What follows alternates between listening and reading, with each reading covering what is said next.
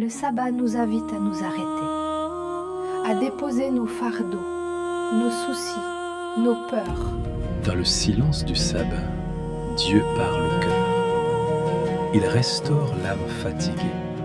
Il rappelle notre identité. Nous sommes ses Je enfants. ferme les yeux, j'ouvre l'instant. Mon souffle devient prière doucement. Je m'arrête, je pose mon fardeau.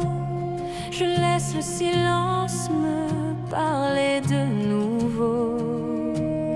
La terre se repose, mon cœur aussi. C'est une pause temporelle, le temps qui s'incline enfin apprivoisé.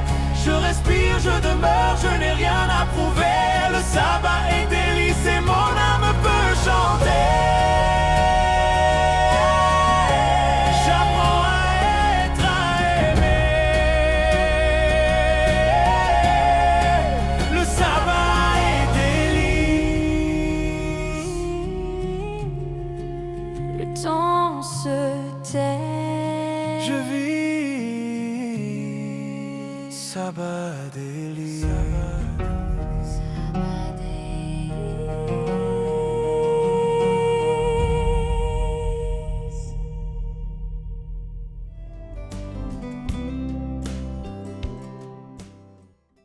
Bonjour à toutes et à tous et bienvenue dans votre émission Sabbat Délices. Quel bonheur de pouvoir tous se retrouver pour un moment de partage intense en louange, adoration et réflexion.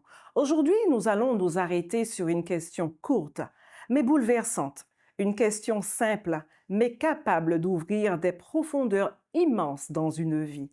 Une question que Jésus a adressée un jour à un homme couché depuis longtemps dans sa souffrance. Veux-tu être guéri? À première vue, cette question peut sembler surprenante, car enfin, qui ne voudrait pas être guéri? Qui ne voudrait pas être soulagé?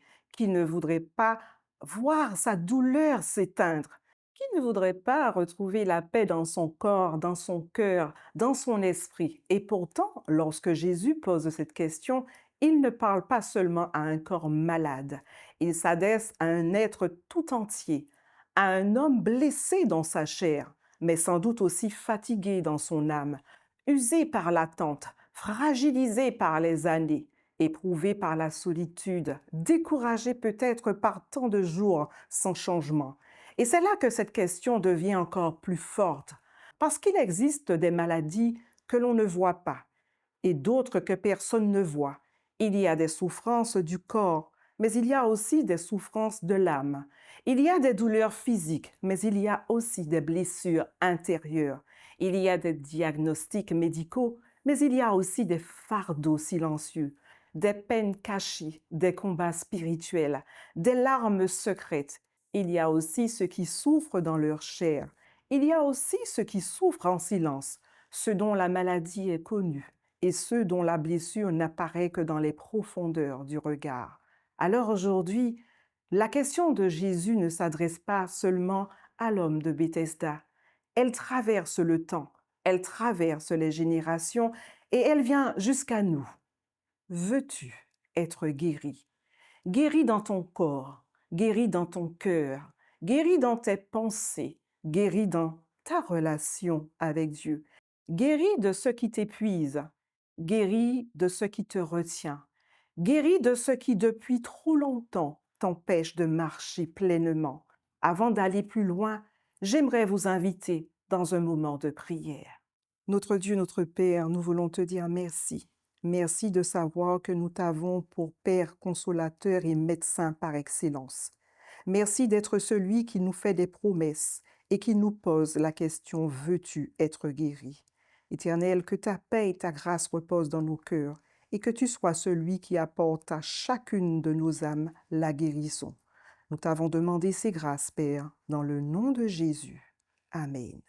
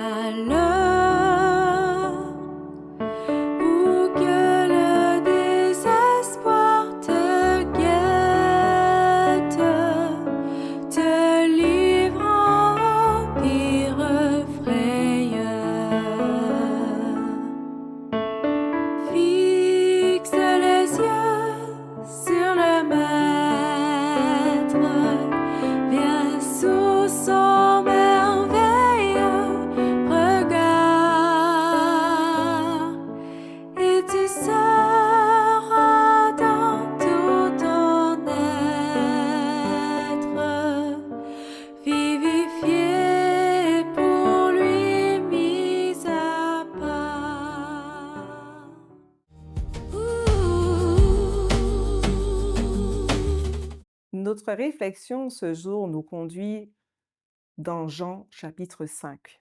La Bible nous parle d'un homme malade depuis 38 ans. 38 ans.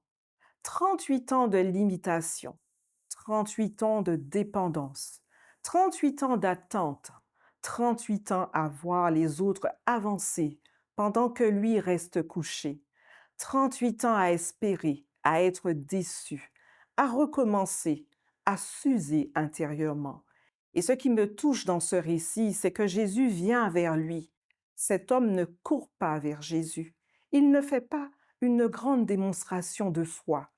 Il ne tient pas un long discours. C'est Jésus qui s'approche. Et cela, c'est déjà une bonne nouvelle pour nous, parce qu'il arrive des moments dans la vie où l'on n'a même plus la force de faire un pas vers Dieu. Il y a des saisons où la fatigue est telle que l'on prie à peine, des jours où l'on n'arrive plus à espérer comme avant, des périodes où l'on se sent trop faible pour avancer. Mais même là, Jésus sait venir jusqu'à nous.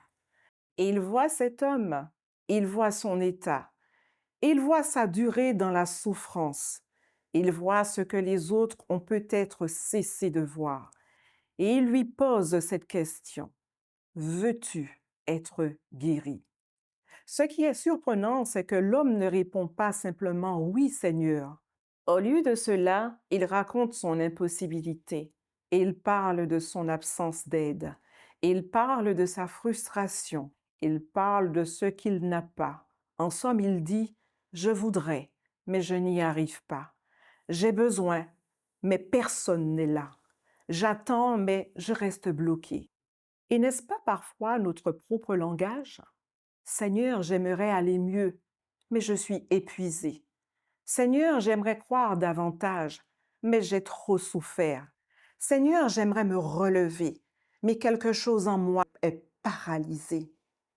Seigneur, j'aimerais être libre, mais je porte cela depuis trop longtemps. Alors Jésus ne s'arrête pas à la fatalité. Il ne s'arrête pas au constat. Il ne s'arrête pas au passé. Il prononce une parole d'autorité. Lève-toi, prends ton lit et marche. Quelle parole puissante! Parce que Jésus ne fait pas que constater notre état. Il appelle à une restauration. Il ordonne un relèvement. Il réveille ce qui semblait figé. Il remet debout ce qui était couché depuis trop longtemps. Oui, Dieu voit la douleur du corps. Il voit les maladies, les traitements, les nuits sans repos, la fatigue chronique, les douleurs que les autres ne comprennent pas toujours, l'usure physique, les limites imposées par la santé. Le Dieu de la Bible n'est pas loin face à la souffrance humaine. Jésus ne méprise jamais la douleur du corps. Il s'arrête, il regarde, il touche, il soulage et il compatit. Peut-être qu'aujourd'hui, quelqu'un nous regarde avec un corps affaibli, une douleur persistante, une maladie lourde, un diagnostic qui fait peur. Qu'il entende ceci. Ta souffrance n'est pas invisible devant Dieu. Le Seigneur voit ce que tu portes. Il voit ce que cela te coûte. Il voit ta patience. Il voit tes combats. Il ne reste pas indifférent. Car parfois, même quand le corps tient encore debout, l'intérieur est déjà à genoux. Il y a des gens qui marchent, mais qui sont intérieurement paralysés. Paralysés par une blessure ancienne, paralysés par une parole destructrice, paralysés par une trahison, paralysés par le deuil, paralysés par l'angoisse, paralysés par la peur de l'avenir, paralysés par la honte ou le rejet. Et cette souffrance-là est parfois plus lourde encore parce qu'elle ne se voit pas. On sourit en public, mais on pleure en secret. On continue d'assumer, mais on s'effondre à l'intérieur. On donne beaucoup aux autres alors qu'on se vide peu à peu soi-même. Or, Jésus ne vient pas seulement pour soulager l'apparence des choses. Il vient toucher l'être profond. Il vient là où personne ne peut entrer. Il vient dans les lieux brisés de l'âme. Il dit encore aujourd'hui, je ne veux pas seulement calmer ta douleur, je veux restaurer ton cœur. Et il existe une autre maladie, plus discrète encore, mais redoutable, la maladie spirituelle. C'est lorsque l'âme s'éloigne de Dieu, c'est lorsque la foi s'éteint peu à peu, c'est lorsque la prière devient lourde, c'est lorsque le péché nous enferme, c'est lorsque la culpabilité étouffe la paix, c'est lorsqu'on s'habitue à vivre sans vraie communion avec le Seigneur. Or, Jésus n'est pas venu seulement pour apporter un soulagement temporaire. Il est venu sauver, purifier, relever, réconcilier, redonner la vie. Il ne veut pas seulement améliorer nos circonstances, il veut restaurer notre relation avec lui. Il veut remettre debout une vie intérieure fatiguée. Il veut rendre à l'âme sa respiration spirituelle. Voilà pourquoi cette parole de Jésus est si forte. Elle ne demande pas seulement veux-tu aller un peu mieux, elle demande veux-tu vraiment être guéri?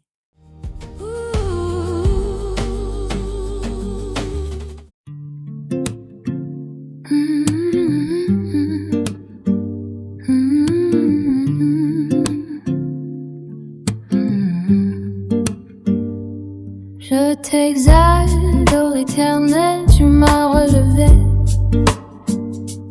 Mes ennemis n'auront pas de joie à me déprendre.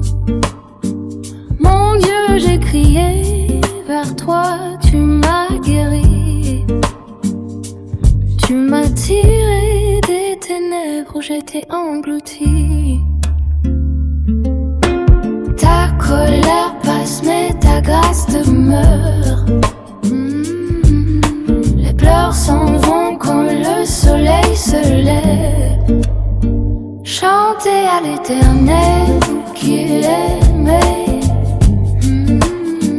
Louez sa sainteté sans un célébrer.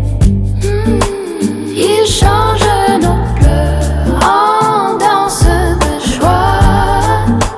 Mon cœur ne se taira jamais devant toi. Je disais plein d'assurance, je ne tomberai pas. Par ta grâce, tu soutenais mes pas. Puis tu caches ta face et je tremblais. Seigneur, entends la voix qui t'implorait.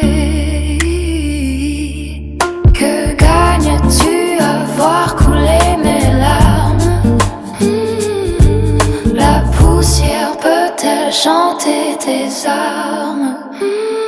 Chantez à l'Éternel, vous qui l'aimez. Louez sa sainteté sans fin célébrer. Il change nos pleurs en danse de joie. Mon cœur ne se taira jamais devant toi.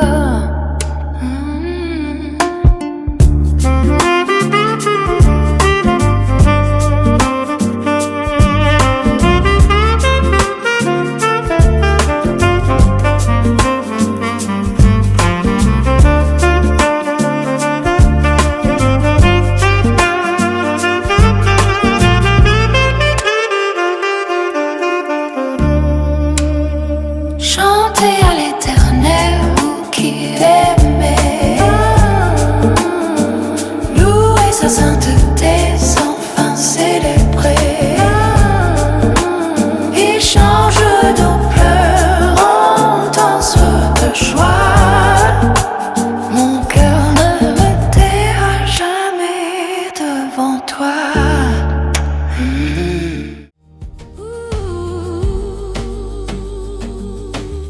Es-tu prêt à laisser le Seigneur entrer là où tu as mal? Es-tu prêt à déposer ce qui t'enferme? Es-tu prêt à ne plus te définir uniquement par ta blessure? Es-tu prêt à recevoir de Dieu une vie nouvelle? Parce qu'il arrive que l'on s'habitue à sa paralysie, que l'on s'installe dans sa douleur. que l'on organise son existence autour de sa souffrance. Mais Jésus vient briser cette logique. Il appelle à autre chose, à une marche nouvelle, à une espérance nouvelle, à une relation renouvelée avec lui. Et c'est là l'encouragement pour chacun. Quelle que soit ta souffrance, quelle que soit ta saison, quelle que soit la nature de ton combat, tu n'es pas hors de portée du Christ. Tu es peut-être éprouvé dans ton corps. Jésus peut te soutenir. Tu peux être blessé dans ton cœur. Jésus peut te consoler. Tu es peut-être en lutte dans ta vie spirituelle. Jésus peut te relever. Il n'y a pas de douleur trop ancienne pour sa compassion. Il n'y a pas de chaîne trop lourde pour sa puissance. Il n'y a pas de nuit trop profonde pour sa lumière. Avant d'aller vers la conclusion, j'aimerais que nous joignions ensemble nos voix d'un même cœur, telle une supplication. Seigneur Jésus, toi qui t'es arrêté devant l'homme couché à Bethesda, arrête-toi aujourd'hui encore devant celles et ceux qui nous regardent. Passe dans les maisons, passe dans les chambres de douleur, passe auprès des malades, passe auprès des cœurs fatigués, passe auprès des vies découragées, passe auprès des âmes qui luttent en silence. Là où il y a une souffrance physique, apporte un secours, ta force, ta paix. Là où il y a une souffrance intérieure, viens déposer ta consolation, ta lumière, ta présence. Là où il y a une souffrance spirituelle, viens pardonner, purifier, restaurer, relever. Seigneur, nous te remettons tous ceux qui n'en peuvent plus, ceux qui prient encore avec des larmes, ceux qui attendent depuis longtemps, ceux qui ont presque renoncé à espérer. Fais entendre aujourd'hui ta voix et que là où tout semblait immobile, quelque chose recommence à vivre. Au nom de Jésus. Amen. Et peut-être que quelqu'un qui nous écoute aujourd'hui a précisément besoin de s'accrocher à cette promesse. Mais je te guérirai, je panserai tes plaies, dit l'Éternel. Nous retrouvons cette parole de consolation, cette promesse dans Jérémie 30, verset 17. Oui, ce que la souffrance a blessé, Dieu peut encore le toucher. Ce que la vie a abîmé, Dieu peut encore le relever. Ce qui semble trop lourd pour les hommes n'est jamais trop lourd pour le Seigneur. Aujourd'hui, la question de Jésus ne s'adresse pas seulement à un homme blessé. Elle s'adresse à nous, à vous, à chacun. Veux-tu être guéri?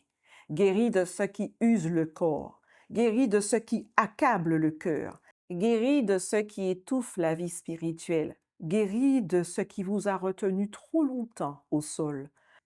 Et la beauté de l'Évangile, c'est que lorsque Jésus pose cette question, ce n'est pas pour condamner, c'est pour ouvrir une porte, c'est pour réveiller l'espérance, c'est pour rappeler qu'aucune situation n'est trop verrouillée pour lui.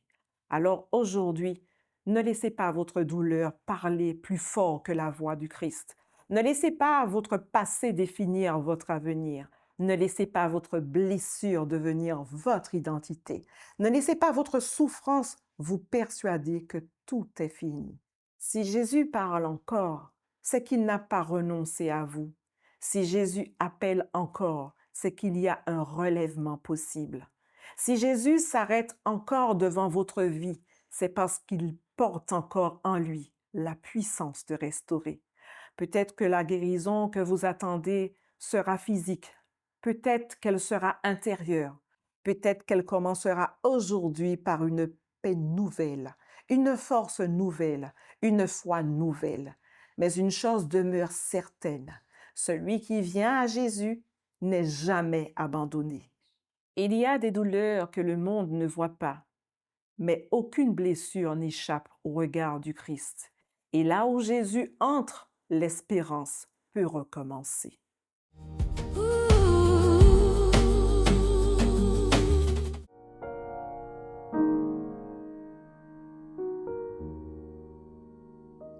Un sommeil divin. Un grand salut à toute la communauté de Sabbat Délices. Nous aimons ce qui est délicieux. C'est pour cela que nous sommes présents à ce rendez-vous chaque semaine sur Espérance TV. As-tu des difficultés à bien dormir la nuit? As-tu une bonne qualité de sommeil? Ou es-tu envahi par tes pensées, tes préoccupations, au point de ne pas pouvoir fermer l'œil? Prions ensemble. Seigneur, bénis tous ceux qui écoutent ce soir et permets que ce moment que nous passons puisse être bénéfique à ceux qui en ont le plus besoin. Au nom de Jésus. Amen. Une enquête de la Sécurité sociale en juillet 2025 révèle que 73% des Français déclarent se réveiller la nuit à raison de 2 fois par nuit. C'est énorme. 45% des Français, pratiquement la moitié, sont confrontés à au moins un trouble du sommeil. Insomnie, apnée du sommeil, cauchemars récurrents, troubles du rythme du sommeil, syndrome des jambes sans repos, sommeil très léger. Quand les nuits sans sommeil s'ajoutent, bonjour les problèmes de santé. En effet, le sommeil est indispensable à l'organisme. Bien dormir a des conséquences importantes sur la santé au quotidien. Le sommeil impacte la santé de notre cerveau, particulièrement notre mémoire. Également impacte la régulation de nos hormones, nos habitudes alimentaires, nos réponses immunitaires aux infections. À long terme, le manque répété de sommeil peut avoir des conséquences terribles. Difficultés d'apprentissage, baisse de la motivation et de l'efficacité, troubles de l'humeur, anxiété et dépression, diminution des défenses immunitaires contre les infections, risque augmenté d'obésité, de diabète de type 2 et une majoration du risque cardiovasculaire. Dormir est indispensable à notre survie. Je vous invite à un voyage dans le temps, à la période du livre des Actes, où le roi Hérode Agrippa Ier se met à faire du mal à certains membres de l'Église naissante. Nous sommes au chapitre 12 du livre des Actes. Le récit biblique dit qu'il fait tuer Jacques, le frère de Jean, comme pour démontrer de quoi il est capable. Hérode voit que cela plaît aux Juifs, alors il fait aussi arrêter Pierre, un ancien disciple de Jésus. Il le met en prison. Il commande à 4 groupes de 4 soldats de le garder. Si vous avez bien compté, cela fait 16 soldats pour une personne. Difficile de s'évader. Hérode veut faire juger Pierre devant le peuple après la fête de la Pâque. Les soldats gardent Pierre dans la prison, mais les membres de l'Église prient sans cesse Dieu pour lui. Pierre s'en doute très certainement. La nuit avant le jugement, Pierre s'endort entre 2 soldats. Il est attaché avec 2 chaînes et des gardiens sont devant la porte pour le surveiller. Chers internautes, Pierre avait-il toutes les conditions réunies pour bien dormir? Il n'est pas dans un lit, il est à la veille de son procès et peut-être même de sa mise à mort, comme Jacques. Il est sur haute surveillance, son corps supporte 2 chaînes, pas très confortable pour dormir. En dépit de cette situation très déstabilisante, Pierre réussit à s'endormir. Non pas d'un sommeil léger, mais d'un sommeil profond. Car malgré la lumière glorieuse qui émane de l'ange du Seigneur qui est venu le secourir, Pierre dort. L'ange doit alors le réveiller en lui touchant le côté. L'ange lui dit de se lever rapidement, de mettre sa ceinture, d'attacher ses sandales, de mettre son vêtement de dessus et de le suivre. Pierre obéit, il sort de la cellule et suit l'ange, mais il est encore ensommeillé. Il pense que tout cela n'est pas réel. Il croit rêver, dit la Bible. Ce n'est qu'à la sortie, après un parcours dans la prison et après que l'ange ait disparu, que Pierre se réveille enfin et comprend que Dieu l'a délivré du pouvoir d'Hérode et du mal que le peuple juif voulait lui faire. Repassez toute la scène dans votre tête et dites-moi, auriez-vous dormi de sommeil profond comme Pierre? Pour dormir, il faudrait que vous remettiez tout entre les mains de Dieu, que vous ne vous inquiétiez de rien et que vous ayez l'assurance que votre vie est entre les mains de votre Dieu. Aucune crainte ne vous habiterait. Vous seriez dans une paix parfaite. J'ai l'impression que Pierre connaissait le psaume 4 comme vous peut-être. Au verset 9, le psalmiste dit, « Je me couche et je m'endors en paix, car toi seul, ô Éternel, tu me donnes la sécurité dans ma demeure. Et j'ajouterai partout où je devrais dormir. » Pierre avait l'assurance que les armées angéliques, bien plus nombreuses que les 16 soldats qui le gardaient en prison, eh bien, cette armée veillait sur lui. Il connaissait certainement aussi le psaume 34 au verset 7 et 8 qui disent « Quand un malheureux crie, l'Éternel entend et il le sauve de toutes ses détresses. L'ange de l'Éternel campe autour de ceux qui le craignent et il les arrache au danger. » N'est-ce pas un ange qui a délivré Pierre? Ce disciple de Jésus avait grandi dans la connaissance des Écritures. Certainement, il les lisait et les relisait. Il les répétait parfois par cœur. Je suis sûre qu'il connaissait Proverbe 3, versets 21 à 26. « Mon fils, garde les yeux sur la sagesse et la réflexion. Retiens-les, car elles t'apporteront la vie. Elles seront une parure à ton cou. Alors, tu iras ton chemin en toute sécurité, sans trébucher. Quand tu te coucheras, tu n'éprouveras aucune crainte et ton sommeil sera paisible. Tu n'auras pas à redouter un désastre imprévu, ni la ruine qui ne manquera pas de fondre sur les méchants. Car l'Éternel sera ton assurance. Il gardera ton pied de tout piège. » C'est la version Le Semeur. La lecture et la mémorisation de la Bible, chers internautes, participent à notre paix intérieure, ainsi qu'à la confiance et à la foi que nous mettons en la parole de Dieu. La foi de Pierre avait grandi depuis que Jésus l'avait réhabilité après son reniement. Quel que soit là où tu es par rapport à Dieu, tu peux choisir comme Pierre de te détourner de tes mauvaises voies et mettre toute ta confiance en Dieu face à tes nuits de sommeil. Ce sabbat délice est propice à cette expérience. Remets toute ta vie à Jésus et crois que rien ne lui échappe te concernant. Tu me diras qu'il dormait dans la barque alors qu'un tourbillon fondait sur le lac. La barque se remplissait d'eau et les disciples craignaient le pire. Je dirais que même quand Jésus dort, il ne dort pas, car il s'est réveillé à temps pour menacer le vent et les flots qui s'apaisèrent tout de suite, ramenant ainsi le calme. Jésus leur dit, « Où est votre foi ?» Car ils dormaient, mais ils ne dormaient pas. Oui, les disciples pensaient que comme Jésus dormait, ils étaient perdus.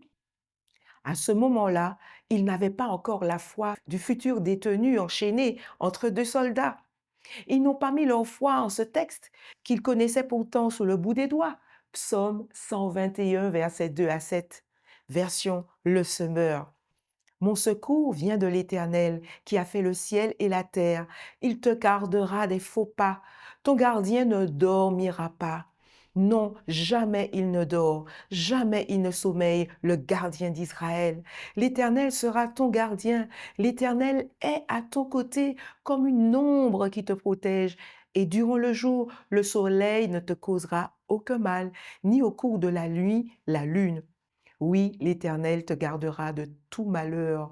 Il gardera ta vie. » Fin de citation. N'y a-t-il pas ici de quoi passer une bonne nuit en ce sabbat délice? Dieu ne dort pas pour que tu puisses dormir sur tes deux oreilles. Prions. Seigneur, il y a peut-être des personnes qui nous écoutent et qui ont des problèmes durant la nuit, qui ne dorment pas correctement, qui ne font pas des nuits complètes.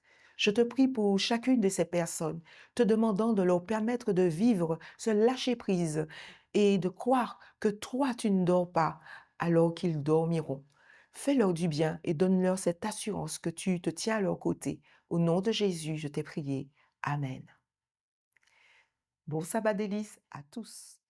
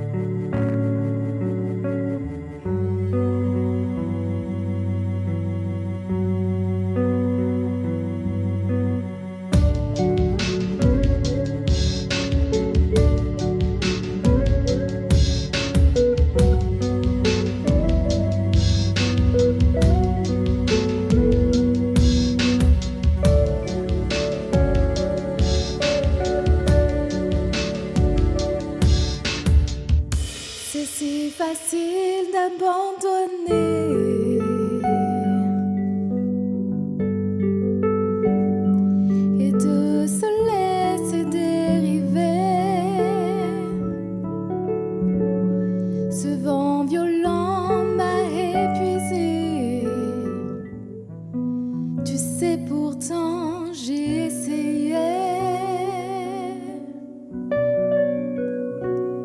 Ce que je vois à l'horizon est l'ennemi de ma vision. Une bataille dans mes pensées, tout en moi voudrait arrêter. Mais tu m'appelles à continuer, à m'accrocher à tes promesses. Dieu, tu m'appelles à voir plus loin, bien au-delà de ma détresse. Fermer les yeux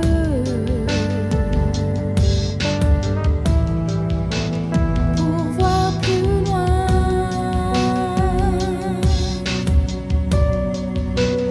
Fermer les yeux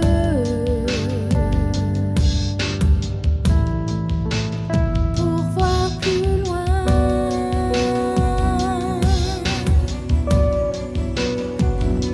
Il y a des jours à oublier et des saisons d'obscurité. Lorsque mes rêves semblent s'effacer comme un dessin sur une plage, faire demi-tour sans faire d'histoire, m'évaporer comme un brouillard. Non, je n'ai plus la force ni l'espoir de faire un pas vers ma destinée. Mais tu m'appelles à continuer, à m'accrocher à tes promesses. Dieu, tu m'appelles à voir plus loin, bien au-delà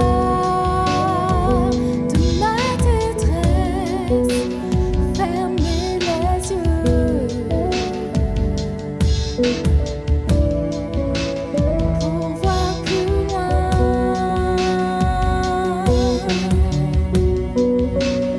Fermer les yeux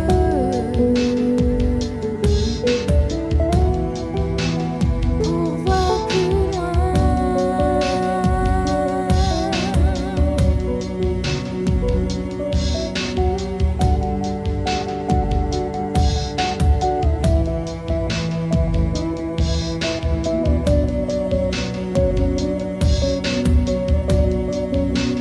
Fermer les yeux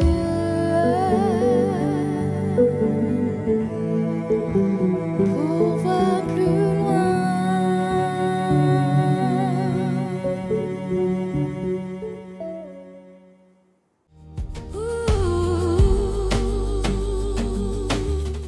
Chers amis, merci de nous avoir suivis dans Sabbat Délices. Cette émission vous a plu? N'oubliez pas de liker, de partager au plus grand nombre. Nous nous retrouvons d'ici la semaine prochaine pour une nouvelle aventure.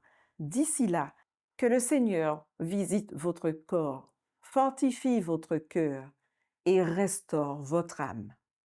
À très bientôt.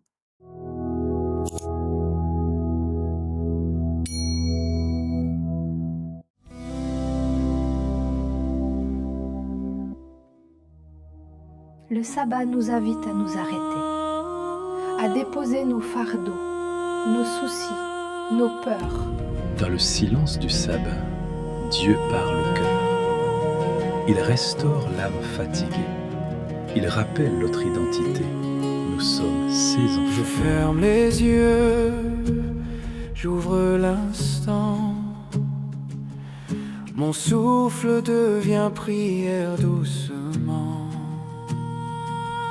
Je m'arrête, je pose mon fardeau. Je laisse le silence me parler de nouveau. La terre se repose, mon cœur aussi.